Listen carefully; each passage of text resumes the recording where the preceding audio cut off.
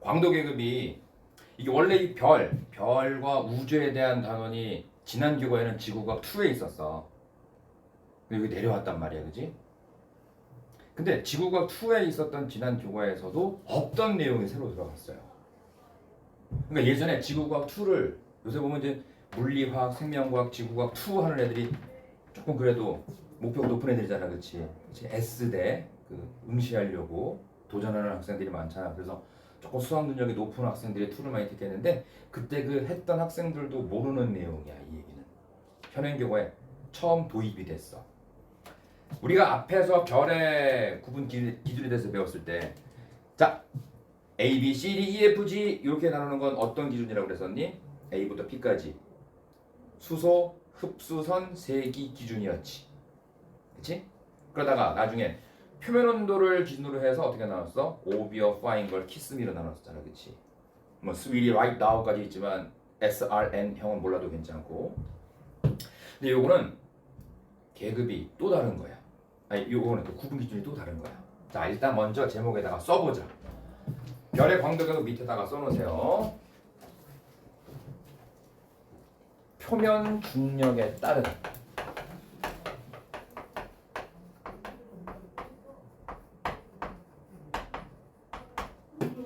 흡수선 세기 기준이야.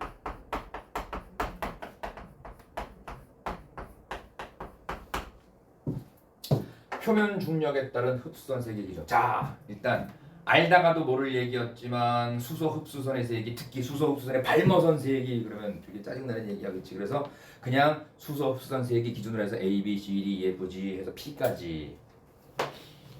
두 번째 배운 거는 오비어 파인과 키스미. 요건 뭐야? 표면 온도를 기준으로 해서. 그치? 근데 제목을 여기 써놔도 무슨 말인지 가늠하기가 힘들 수도 있어. 표면 중력에 따른 흡수선 세기 기준. 아니, 흡수선이 뭔진 대충 알겠는데, 그치? 그게 표면 중력 따라 달라진다고? 이해가 안 될 수 있단 말이야. 관계가 있다는 걸 지금부터 보여줄게. 흡수선, 흡수 스펙트럼 다 배웠어, 그치? 흡수 스펙트럼이 왜 나타났다고 배웠지? 왜 나타난다고? 고온의 천체, 즉 별에서 복사된 빛이 저온의 대기를 통과할 때 그때 나타나는 게 흡수 스펙트럼이잖아. 저온의 대기는 별의 대기일 수도 있지만 행성이나 위성의 대기 등이 될 수도 있다고 그랬지. 근데 아직 행성의 대기에 대한 얘기는 지금 배울 때가 아니야. 저 뒤에 가서 생명 가능지대 배울 때 다시 한번 언급이 되겠지만 지금은 별이 우리가 배울 주제니까 별에 대한 얘기니까 별의 대기가 되겠지. 그래서 별에서 복사된 빛이 저온의 별의 대기를 통과할 때 그때 흡수 스펙트럼이 생긴다. 지구 대기를 생각해 보게 되면 O3 얘가 누구니? 오존이지. 이 오존이 뭐를 흡수한다고 배웠어? 그렇지, 자외선. 어유 잘했어. 근데 나중에는 하나 더 배울 수 있어. 적외선도 흡수할 수 있어. 적외선은 열에 관계된 거지. 그래서 열 적외선이라고 보통 부른다고 그랬잖아. 이 자외선이 오존이 자외선뿐만 아니라 자외선을 흡수하는 기체로도 많이 알려져 있지만 온실 기체로도 알려져 있어. 온실 기체가 뭐야? 지구를 보온해주는 기체지. 그래서 적외선도 흡수하는 것으로 알려져 있다고. 이 자외선하고 적외선은 뭐가 다르니? 파장이 다르단 말이야, 그지? 파장이 다르단 말이야. 누가 파장이 짧아? 자외선이 짧고 적외선이 길지. 그 사이에 있는 게 가시광선이란 말이야. 그래서 이 오존은 자외선도 적외선도 흡수할 수 있다. 파장에 따라 다른 이 종류의 전자기파들을 흡수할 수 있다고. 그것처럼 오존이 자외선을 흡수할 수 있는 것처럼 특정 대기 성분이 특정 파장의 빛을 먹어 없애버린다고 그랬지. 그게 흡수 스펙트럼이었잖아. 그치? 근데 표면 중력이 큰 별도 있고 표면 중력이 작은 별도 있어. 자, 얘들아, 중력이 크면 잡아당길 힘이 세잖아. 중력이 큰 별은 대기를 많이 아주 세게 잡아당길까 약하게 잡아당길까? 당연히 세게 잡아당기겠지. 그럼 많은 대기를 보유할 수 있을까? 적은 대기를 보유할 수 있을까? 많은 대기를 보유할 수 있겠지. 만약에 중력이 약해, 표면 중력이 작아, 그럼 당기는 힘이 작으니까 대기를 많이 모으기 힘들겠지. 그러면 어떤 대기 성분이 특정 파장을 잡아먹는다고 그랬는데 흡수해버린다고 그랬는데 대기가 많아. 그럼 그 성분의 대기가 특정 파장 성분을 흡수할 때 대기가 많으면 많이 흡수하겠지. 그러면 흡수선이 강하게 약하게. 그렇지. 강하게 나타난단 말이야. 근데 대기 성분이 적어. 그러면 대기가 적으니까 흡수선 세기가 약할까 강할까? 약하게 나타나겠지. 그 차이인 거야. 이제 알겠지? 그래서 표면 중력도 이 흡수선의 세기를 변화시킬 수가 있다. 그래서 흡수선 세기가 셀 때, 약할 때, 셀 때는 대기가 많을 때, 중력이 강할 때, 약할 때는 중력이 약해서 대기를 적게 모았을 때. 그래서 표면 중력에 따른 흡수선 세기를 나타내는 기준이 바로 별의 광도 계급이야. 오른쪽에 여기 나와 있는 그래프 요거는 HR도인데 HR도 좀 이따 따로 배울 거 알겠지? 자, 일단 여기 써 있기를 어머나 왜안 들어?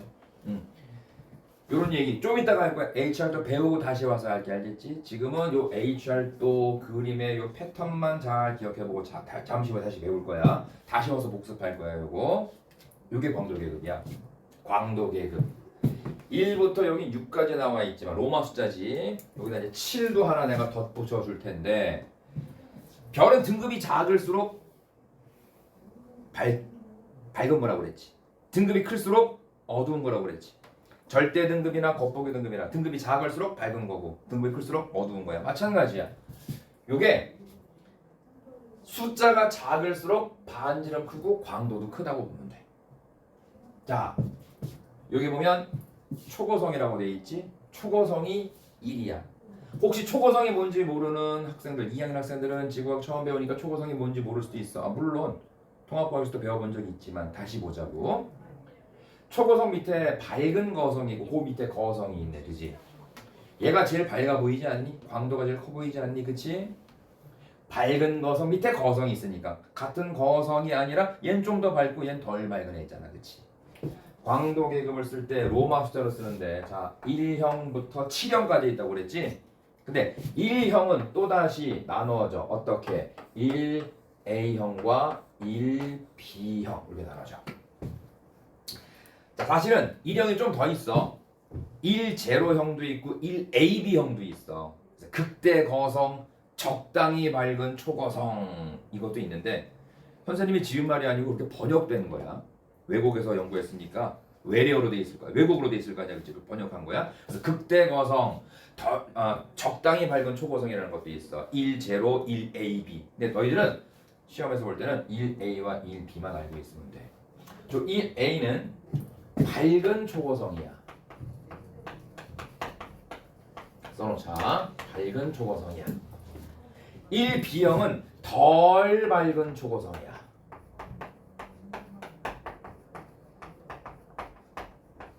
덜 밝은 초고성이야. 알겠지? 요거 숫자라고 그랬지? 무슨 숫자? 로마 숫자라고 그랬지. 그치? 니들이 나중에 우주의 가속 팽창 단원을 배울 때 우주의 팽창, 우주에 대해서 배울 때 가속 팽창 설명하면서 가속 팽창 연구에 쓰였던 재료가 1A 초신성이었거든. 이게 되게 중요한 개념이거든. 1A 초신성. 그때 요게 1이야 1. IA 초신성이라고 얘기하는데 많았어. 심지어 강사들도. 이 현행교과 초반에 잘못 알고 있었던 거지. 이게 I가 아니라 요 로마 숫자 1이라는 걸 모르고 가르친 거지. 엉터리로 가르친 거지. 지금은 그렇게 가르친 사람 없을 거야. 지금도 그렇다고 하다고 그 인간 보지 말아야 돼. 1A야, 1형이야. 로마 숫자는 뭐 보통 많이들 알고 있을 거야. 여기 뭐야? 1. 요건 뭐야? 짝대기 2개. 2. 요건 뭐야? 3. 요건 뭐니? 4. 이상해지지? 도리도리 그렇지? 아니야. 4 맞아. 그리고 5는 숫자 여기 짝대기 5개. 6은 6개, 100은 100개. 그럼 어떻게 할 거야? 100, 1000은 어떻게 할 거야? 그렇지? 그래서 나름대로 편법을 썼어. 5는 요렇게 표현해. 근데 선생님 4는 이렇게 안 쓰던데요? 여기 5 왼쪽에 짝대기 그려가지고 요렇게 돼서 요게 4던데요? 맞아. 요것도 4인데 이것도 4야. 진짜로. 정말로. 뭐 귀찮은 얘기니까 말로 때울게. 집에 가서 한번 검색해봐. 지금 여기 인터넷으로 보여줄 수도 있는데 혹시 지금 자기 시계 스마트워치나 아니면 그냥 손목시계 혹시 로마 숫자 문자판 있니? 이거 있지? 나 잠깐 화면에서 벗어날게. 거기 4 봐봐. 어떻게 돼 있어? 네가 봐야지. 4 어떻게 돼 있니? 가려서 거기 오 숫자랑 짝대기 하나 나와 있니 아니면 짝대기 네 개가 나와 있니? 그렇게 나올 수도 있구나. 근데 집에 벽시계, 궤종시계, 벽시계나 아니면 자기 시계 아니면 집에서 인터넷 검색해 보는데 4를 시계 문자판에서 이렇게 써. 일반적으로. 물론 시계 문자판에 특별하게 이렇게 나오는 것도 정상적으로 나오는 정상적이어 보이게 나오는 그런 시계 문자판도 있을 거야. 근데 이게 더 훨씬 많아. 압도적으로 많아. 그럼 왜 4를 이렇게 쓰기도 할까? 시계를 뭐 나만 보면 되기도 하겠지만 내가 볼 때 반대편인 사람도 볼 수 있잖아, 그렇지? 그때 뭐랑 헷갈릴 수 있겠니? 4하고 여기 6이거든. 5 전에 거, 5 나중 거니까 4, 여기 6이잖아, 그렇지? 이게 헷갈릴 수 있단 말이야. 그래서 시계 문자판에는 원칙적으로는 이렇게 짝대기 4개를 써서 4로 표현한단다. 요 로마 숫자 4를 이렇게 안 쓰고 이렇게 쓰는 체제가 또 하나가 있어. 체계가 타로 카드라고 들어봤어? 점성술. 앞에서 점 치는 사람이 점성술사가 이렇게 카드 하나 내밀게 되면 점 보러 간 사람은 반대편에 앉아 있지. 그 사람이 볼 때는 또 뒤집어져 보일 수도 있잖아. 4하고 6이 헷갈릴 수도 있잖아. 그래서 그때 4를 이렇게 쓴다고 그래.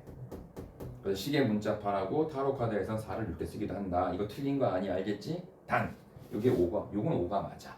짝대기 5개 쓰지 않는다고. 됐지?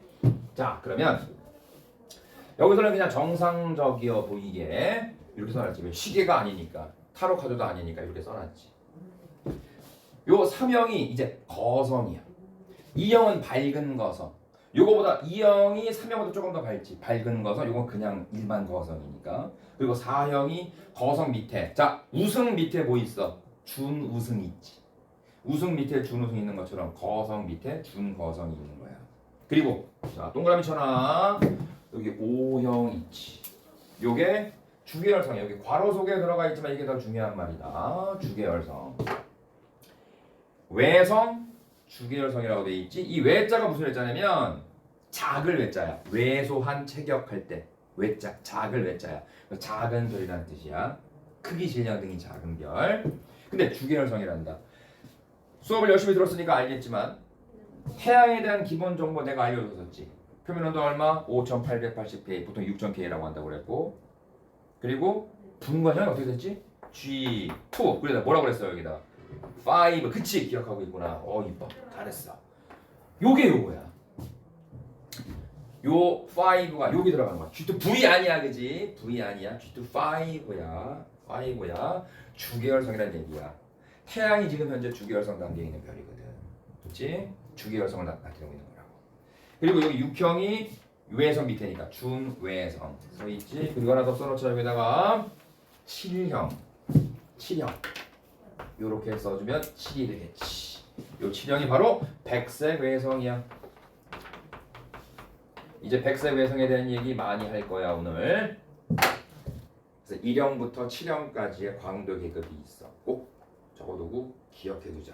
현행교과에 처음 들어왔지만 수능과 모평에 많진 않아. 문제가 많진 않은데 요 표현 나온 적 있었어. 됐지? 오늘 제일 중요한 게 H활도야. H활도인데 H활도에 대해서 먼저 얘기한 거 앞에 광도 계급할 때 잠깐 넘어갔던 내용 다시 설명하러 갈 거라고 그랬지? 요 H활도부터 살펴보자. 지난주에 배웠던 내용 중에 슈테판 볼츠만 법칙 들어봤지? 슈테판과 볼츠만의 법칙, 그치? 서로 지인 아니야, 친구 아니야, 동료 아니야, 그치? 근데 서로 연구를 했는데 비슷한 시기에 연구했고 둘 다 그 결과가 똑같았고 인정받았단 말이야, 그치? 그래서 두 사람을 써주고 있는데 이것도 마찬가지야. H활도는 사람 이름이야. 이것도 두 사람. 헤르츠 스프룽, 덴마크의 천문학자, 그리고 러셀, 미국 사람이야.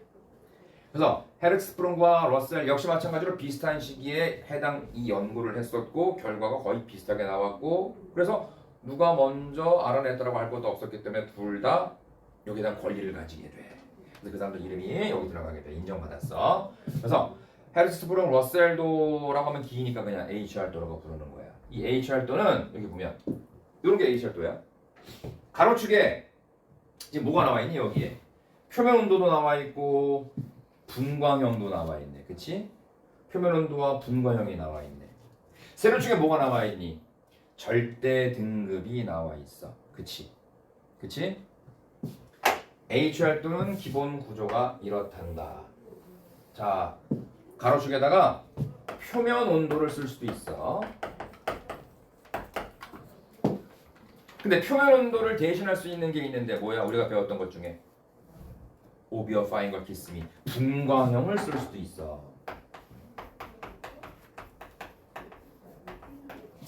자, 표면 온도 분광형 말고 또 딴 게 표면 온도를 대신할 수 있는 게 있는데 그게 뭐야?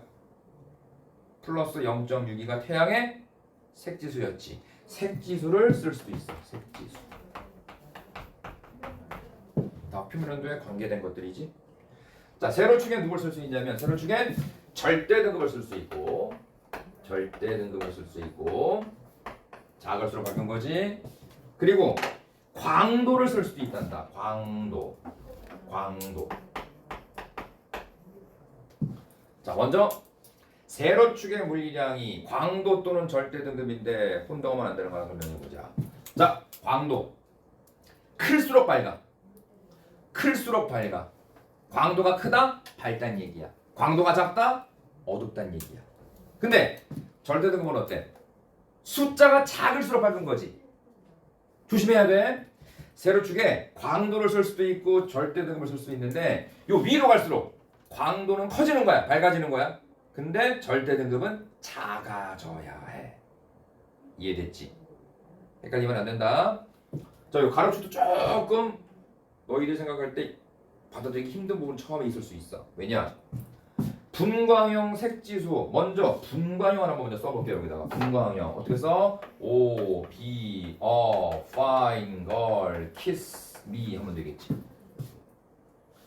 자, 근데 표면 온도는 O형이 높아, M형이 높아? O형이 높거든, 그치? 그러니까 이 원점 왼쪽으로 갈수록 고온이야. 요게 처음에 좀 생소할 거야. 오비어파잉 걸 키스미 분광형 순으로 가기 때문에 왼쪽 원점으로 갈수록 고온이야. 그리고 오른쪽으로 갈수록 저온이란다. 당연히 색지수 보게 되면 누가 색지수가 제로야? A형이 0이지. 그리고 O형과 B형은 마이너스 색지수, 그리고 나머지는 플러스의 색지수를 갖는다는 말이야. 그치? 이게 조금 익숙하지 않지? 온도를 쓰게 되면 왼쪽으로 갈수록 원점으로 갈수록 고온이라는 사실 알겠지? 그렇게 정리해두고 가면 돼. 자, 그럼 여기 시리우스 그리고 태양, 아르크투루스 이런 별들인데 이런 별들 이름 외울 필요는 없단다. 지금부터 HR도를 그리는 방법에 대해서 먼저 한번 설명해 볼 테니까 먼저 내 설명부터 듣고 가보자. 뭐 빈칸 없나? 빈칸? 여기 좀 괜찮네. 여기다 해보자. 먼저 HR도를 한번 그려보고자 해.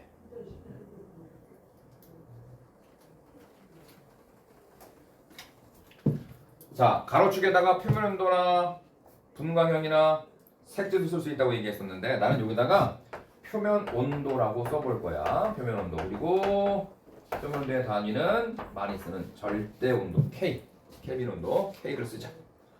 자, 세로축엔 절대 등급하고 광도를 쓸 수 있다고 했는데 자, 나는 절대 등급을 한번 써볼 거야.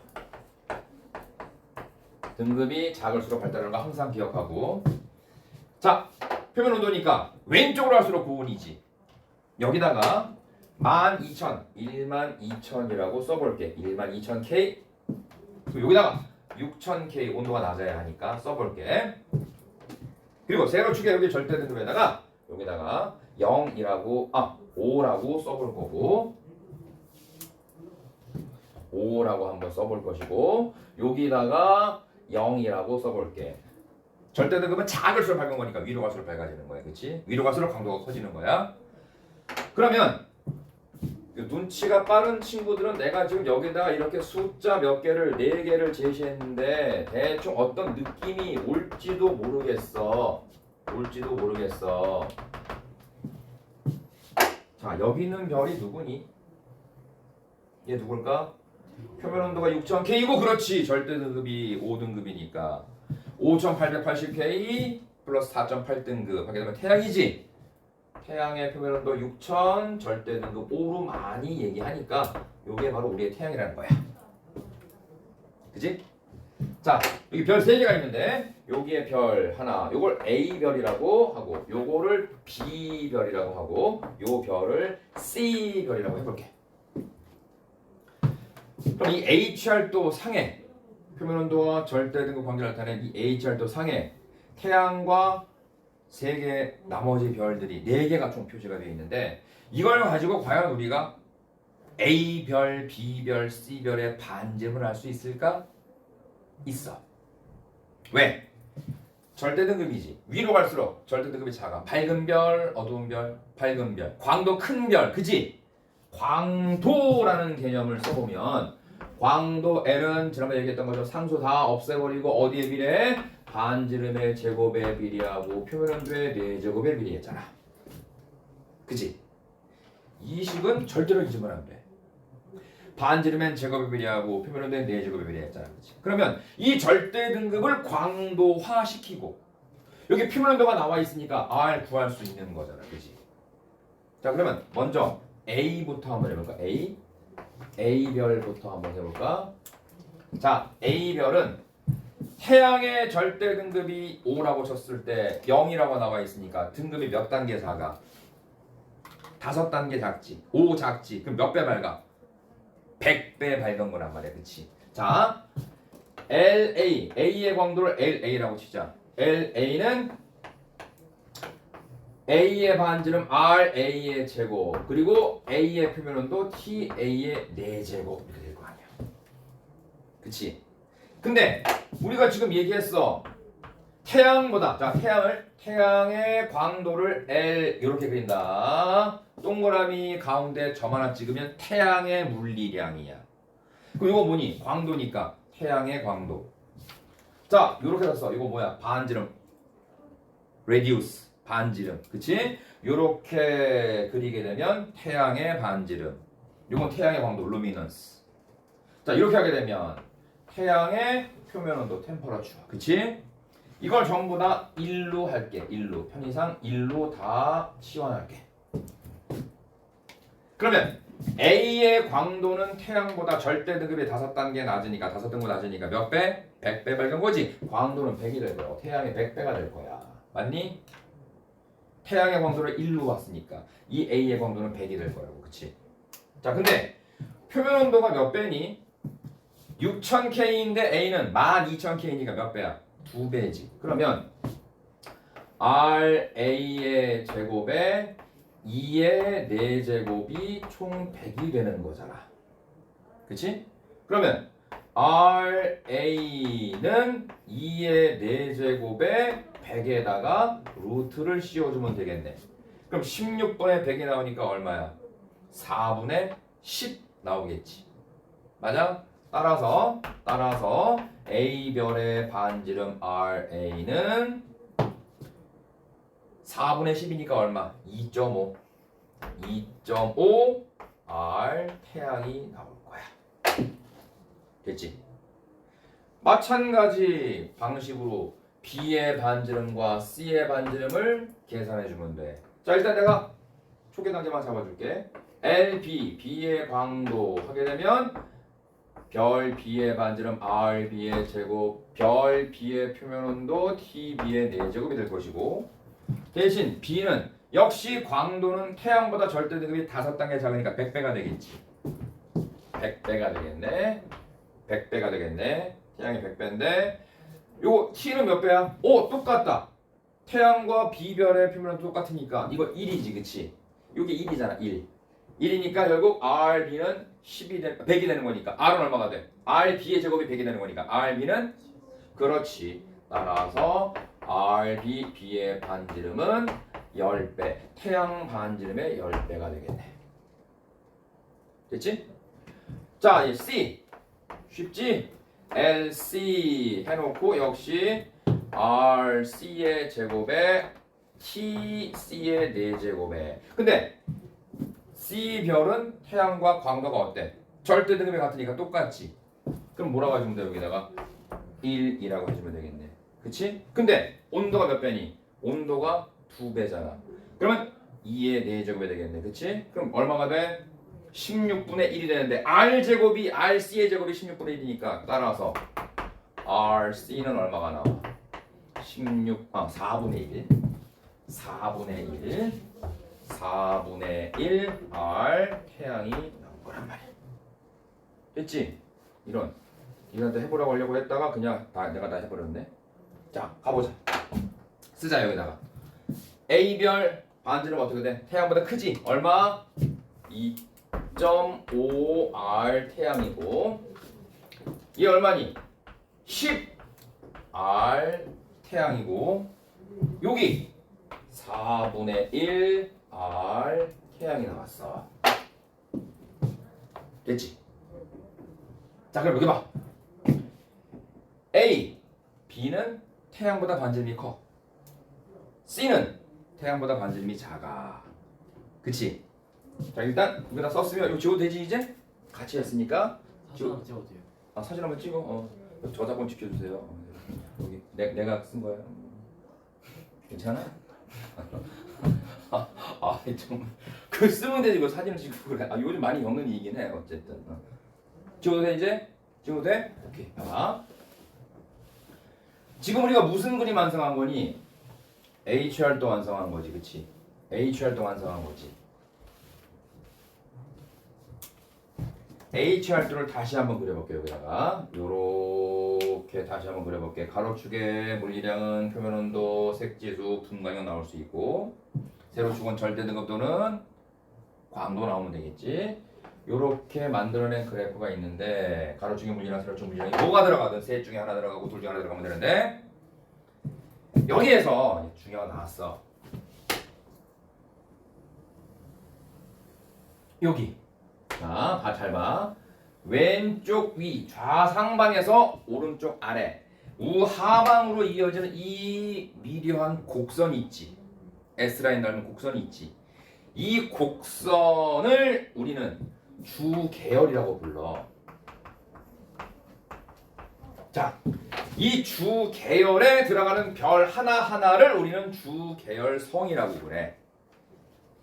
자, 주계열성은 우리가 어디서 처음 들어봤냐면 고1 통합과학에서. 그치? 들어봤지? 근데 배웠던 학생들한테 물어보게 되면 주계열성 그게 그거 아닌가요? 사실은 엄밀히 말하면 구분해줘야 돼. 자, 너희들 문과, 이과 계열 있잖아, 그치? 문과, 이과 또는 뭐 특이한 예체능계가 있지, 그치? 문과, 이과. 그럼 너희들은 이과 학생이야, 그치? 이과라는 거는 계열을 뜻하는 말이고 그 계열에 들어간 너희들 한 명 한 명이 이과생이란 말이야, 그치? 그런 거야. 이 주계열에 속한 각각의 별들을 주계열성이라고 하는 거야. 구분해줘야 돼. 같다고 생각하면 안 돼. 엄밀하게 말하면 구분해줘야 돼. 물론 그냥 혼동에서도 크게 문제가 될 문제는 없어. 문제가 될 그 기출 문제들은 없는데 그래도 제대로 알고 가는 게 좋겠지, 그렇지? 자, 주계열. 왜 주계열이라고 하냐면 우주 공간에 있는 모든 별들 10개 중에 9개가 주계열성이야. 100개 중에 약 90개가 주계열성이야. 10,000개 중에 약 9,000개가 주계열성이야. 뭔 뜻이니? 약 90%. 그렇지. 우주 공간에 있는 모든 별들 중에 약 90%에 해당하는 별, 가장 많은 별이고 가장 흔한 별이야. 주를 이루는 별이야. 그래서 우리가 주계열성이라고 불러. 알겠지? 앞으로 요 주계열성을 쓸 때 우리는 이렇게 이해한다. Main sequence stars. 그래서 main sequence 요건 주계열. Main sequence stars 그러면 주계열성들 이런 뜻이잖아, 그렇지? 그래서 보통 주계열을 MS 이렇게 쓴단 말이야. Main sequence 주를 이룬다. main sequence가 계열. 알겠지? 자, 그런데 요 오른쪽 위에 있는 별, 얘 봐. 이를테면 여기가 주계열이잖아. 요게 주계열이잖아. 맞니? 요게 주계열이잖아. 태양과 A는 주계열성이네. 그러니까. 그치? 근데 여기에 있는 요 B하고 C는 주계열성이 아니야. 여기에 없으니까 주계열성 아니지. 얘 오른쪽 위에 있어. 근데 어때? 얘보다 얘는 더 크지? 별이 거대하네? 얘들을 뭐라고 할까? 사람도 크면 뭐라고 그래? 거인이라고 그래. 그럼 별도 크면 뭐라고 그래? 거성이라고 불러. 이쪽에 있는 별들이 거성이야. 알겠지? 거성. 근데 거성도 질량이 좀 이따 할 거야 이제. 질량이 큰 별, 질량이 작은 별 해가지고 거성도 니들이 배울 거는 초거성하고 적색 거성. 니들이 배워야 될 거 중요한 건 요 두 개야. 적색 거성과 초거성이 있어. 사실은 청색 초거성, 적색 초거성 이런 것들도 있는데 거기까지 들고 팔 필요는 없어.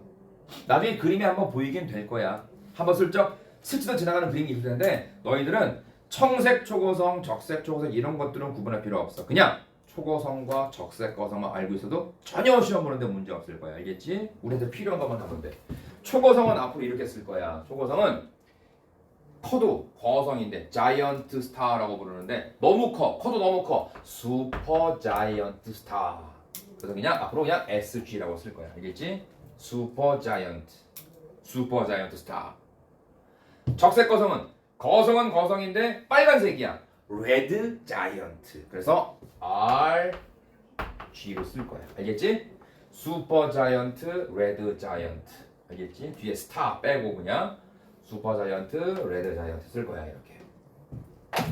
자, 얘 주계열이 아니야. 주계열성이 아니야. 아니지. 주계열에 없으니까. 주계열성 아니지. 얘 반지름이 어때? 장래. 그치? 이중 장래. 뭐라고 할까? 아까 나왔는데 작다를 뜻하는 한자. 작다를 뜻하는 한자. 왜? 그래서 여기는 별들이 외성이야. 외성. 작은 별. 이 외성도 적색 외성 그리고 이론적으로만 존재하는 청색 외성이라는 게 있어. 근데 니들은 청색 외성이라는 별을 수능 모평에서 들을 일이 없을 거야. 이따가 잠깐 한번 또 설명을 대충 해볼게. 알겠지? 들으면 재밌는 얘기니까 시험은 안 나오지만 니들이 알아야 될 외성 중에 제일 중요한 거 하나에만 생각해 주면 돼. 아까 광도의 그 치령 누구였니? 백색 외성. 그렇지. 백색 외성이 있단다. 외성 중에 제일 유명하고 중요한 게 백색 외성이야. 얘 뭐라고 할까? 뭐라고 아니겠어? 흰색이야. 화이트. 작아. 외인. 거인은 큰 사람, 외인은 작은 사람. 그치? 드와프. 백설공주에 나오지? 일곱 난쟁이. 그치? 세븐 드와프스. 그치? 난쟁이. 난쟁이 별, 좀생이 별 이렇게 얘기하는데 보통 백색 외성이라는 표현을 많이 써. 왜 웃어?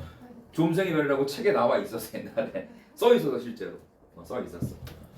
기억해두자. 알겠지? 자, 주계열성, 적색거성, 초거성 그리고 백색 외성. 알겠지? 이렇게 구분하고 갈 텐데 그럼 지금부터 이 각각의 이 HR도에 펼쳐진 요 그림에 나와 있는 요 별들에 대해서 이제 하나하나 세세하게 뜯어볼 거야. 아직 안 나온 것도 있어. 중성자별, 블랙홀, 행성상, 성운 이런 것들 아직 안 나왔는데 이제 차차 그 얘기를 하게 될 거야. 한 가지 먼저 짚고 넘어갈 것은 뭐냐면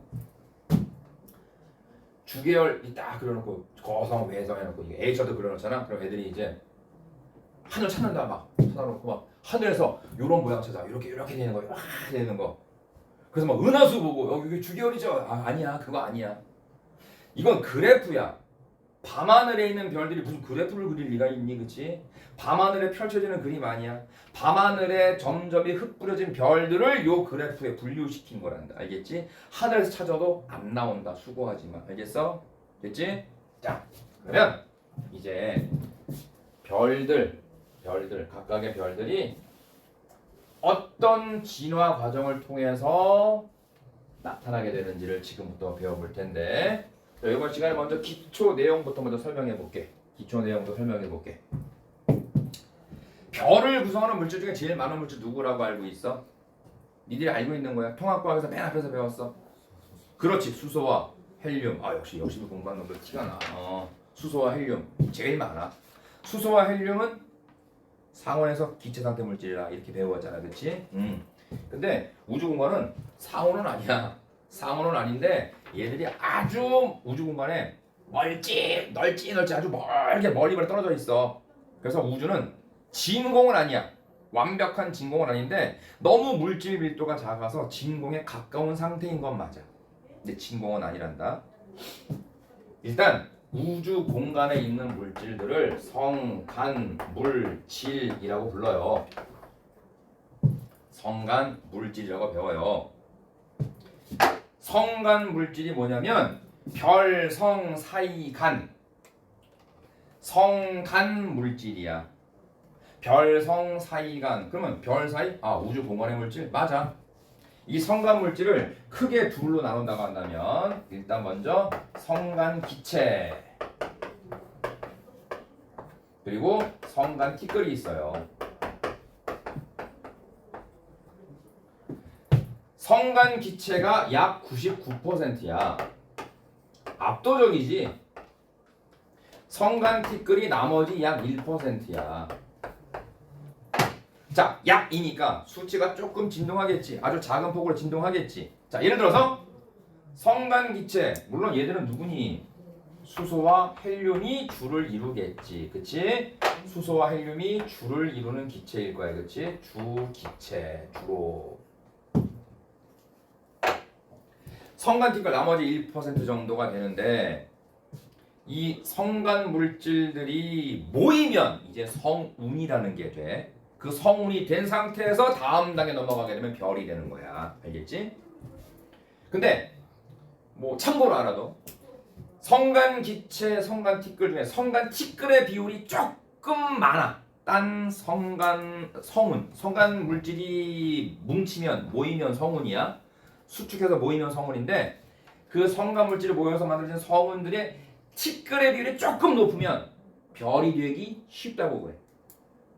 근데 티끌이 좀 적다. 그렇다고 여기서 막 3, 적다 뭐 0.5, 0.4 이렇게 되진 않고 1에서 조금 위로 올라가거나 조금 아래로 떨어지는 거 거의 미세한 차이, 거의 의미 없는 숫자 차이.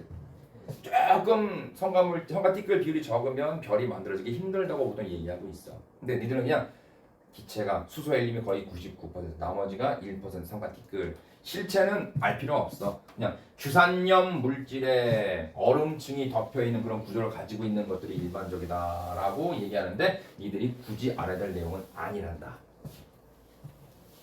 근데 이 성간 물질이 우주에 엄청나게 작은 밀도로 이렇게 뻗어 있잖아, 그렇지? 뻗어 있는데 얘들이 뭉쳐요. 뭉쳐 서로 잡아당겨. 인력, 만유 인력 잡아당겨가지고 자꾸 가까워지겠지. 가까워져가지고 대충 이렇게 뭉치게 되면 우리는 이걸 뭐라고 하느냐? 요거를 별이 될 물질, 별이 될 전 단계 성운이라고 불러. 성운, 별 성자일 텐데 요거 운 무슨 운자일까? 구름운. 별 구름. 근데 별 성자 들어간다고 다 별 아니야. 성자 들어간다고 별이면 금성 수성도 별이게 그건 아니잖아, 그렇지? 성운은 아직 별은 아니야. 별을 만들기 전 단계, 직전 단계라고 생각해 주면 돼. 그래서 이 성운이 만들어지는데 이 성운이 수축을 해. 사실은 성운은 이따가 이제 2교시에 그림 보면 알겠지만 일정한 모양이 없단다. 특정한 모양을 가지지 않는 놈들인데 나는 이렇게 그냥 둥글게 그려봤어. 이 성운이 수축을 해요. 왜 수축하겠니? 원리는 굉장히 간단해. 아까 성간 물질이 성운될 때 어떻게 된다고 그랬어? 인력으로 잡아당겨서 모인다고 그랬지. 이 상태에서는 더 이상 안 당길까? 마비 인력 또는 중력 작용해. 그치? 그래서 계속 지들끼리 잡아당기는 이 힘 때문에 자꾸 가까워지는 거야. 가까워지면 크기는 어떻게 돼? 작아지면서 밀도는 그렇지. 확 수축하니까 가까워지면서 크기는 작아지지만 밀도는 커지겠지. 크기가 작아지고 밀도가 커지는 과정이 필요하다고. 근데 이게 왜 이렇게 뭉치느냐? 간단하게 생각하면 돼. 자, 이걸 지구라고 보자. 지구에서 물체 넣으면 어떻게 돼? 떨어지지. 뭐 받아서? 중력 받아서. 무슨 방향으로? 중력 방향. 그치? 자, 참고 하나. 여기 기본 내용을 더 설명한다고 그랬어. 많이들 들어봐서 알고 있겠지만 만유 인력이라는 게 있고 중력이라고 하는 게 있어. 중력. 그치? 만유 인력과 중력이 같은 걸까 다른 걸까? 여기 혹시 고3 학생들은 이제 우리 고3 올라가서 이제 학교에서 네이션으로 투를 할 거야. 물리 투를 하거나 지구가 투를 할 수 있어. 그치? 물론 물리 원을 한 학생도 있다고 하면 이미 배웠을 수도 있어. 만유 인력과 중력은 사실 같은 거 아니야. 엄밀하게 따지면 달라. 중력은 지구에서의 중력은 만유 인력과 지구 자전 때문에 생기는 원심력의 합력이야. 분명히 달라. 근데 지구과학 2와 물리학이 아니면 그냥 만유 인력과 중력은 그냥 비슷하다. 뭐라고? 만유 인력과 중력은 어떻다? 거의 같은 걸로 봐도 크게 문제 없다. 지금 우리는 지구과학 1 배우고 있잖아, 그렇지? 그러니까 중력과 만유 인력은 그냥 같은 것으로 생각해도 크게 문제는 없다. 알겠지? 안심하고 가면 돼. 물체를 놓으면 지구의 중력 방향으로 떨어지잖아, 그렇지? 떨어지잖아. 중력받아 떨어지는 것처럼 이 성운도 수축할 때 중력을 받아 수축하는 거야. 즉, 이 성운을 구성하는 물질들이 중력받아 떨어지는 거니까 자유낙하하는 거라고. 알겠니? 자유낙하하는 거라고. 이해됐지? 그래서 중력을 받아서 수축하게 돼. 수축하게 되면 무슨 수축? 중력을 받아 수축하니까 그렇지. 중력 수축이라고 하지 뭐라고 하겠어.